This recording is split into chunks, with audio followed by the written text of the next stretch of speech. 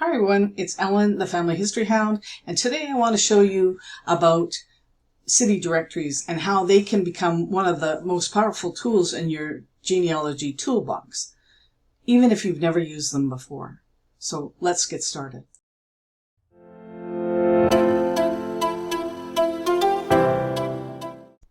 So why should you care about city directories? Well, they can help you with three things. They can help you track ancestors between censuses.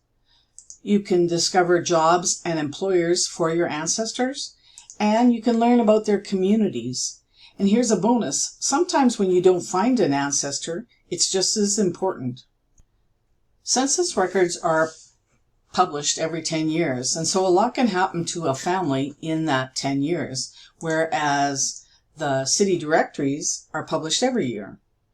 That means you can spot when someone moved, you can watch family members come and go, and pinpoint the year someone disappeared, which might mean they passed away or moved someplace else. Many directories include a person's occupation, and sometimes even the businesses where they worked. That's a great way to confirm identity, understand income levels, and see career progress over time. So you might see an ancestor that is an apprentice in 1 year, and several years later, now they are a master of that occupation. And you'll also, if it's identified the name of the organization where your ancestor worked, you might even find an advertisement for that organization in the directory.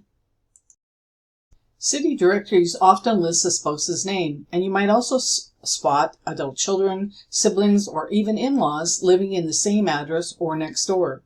Widows are often listed as widow of, which is a helpful clue to know that the husband has passed away.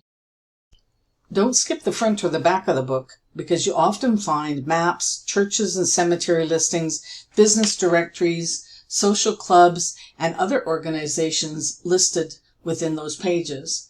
These give a richer picture of what your ancestors' day-to-day life was like and the community they lived in. I like to create a timeline for each ancestor using city directories. That way you can track their addresses, jobs, and notes from year to year. You'd be surprised how much movement or changes you can see once it's written down. You can do this in your genealogy program. And here's something important. If you can't find someone in a specific year's directory, I still document that, just like I've done here. I'll note not found in the 1907 Henderson directory for Edmonton, right in my genealogy software, as you can see here. That tells me I've already looked and helps me make sense of why they might be missing. Maybe they moved, passed away, or lived outside of the city limits. So where can you find these directories? Well, you can find them on Ancestry, MyHeritage, and Find My Past. These three companies are subscription services, but from time to time they will offer directories as free access, and so watch for those kind of events by following them on social media. Family Search, which is a free site, often has directories, and also your local archive for that place where your ancestor lived may have their own collection. However, it might be spotty. One of the places that I like to go is Internet Archive or archive.org. They have many directories, and I'll show you how you can search. So I'm going to share with you a couple of ways that you can search on Google.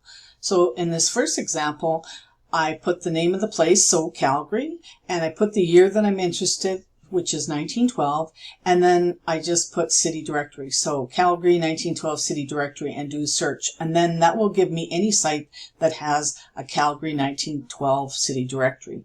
But if I wanted to be a little bit more specific, I could go and put something like this. So we put Calgary 1912 city directory, and then we identify the site, and we use the colon, archive.org, and now it's going to search only within archive.org for that directory. So it'd be very specific, and I found this has worked really well. So if you haven't started using city directories in your research, this is your sign, and this is your call to action. They're an incredible way to bring your ancestors' story to life. And if you'd like a free worksheet to help you organize your findings year by year, check the link in the description below. Don't forget to like, comment, and subscribe if this was helpful. Happy hunting, and I'll see you on the next video.